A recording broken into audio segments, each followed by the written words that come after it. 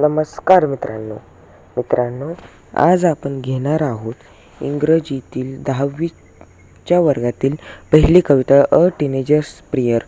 चला तर लगेच व्हिडिओकडे. आणि आपण प्लेलिस्ट आणणार आहोत जेणेकरून तुम्हाला सर्व जे प्रश्न आहेत त्या कवितेतील ते एक नवीन प्लेलिस्टमध्ये तुम्हाला बघायला भेटतील. According to the poet, days are bought by each new beginning. We must decide to take the road which leads to great success. The poet prays to Lord to help him stand for what is right.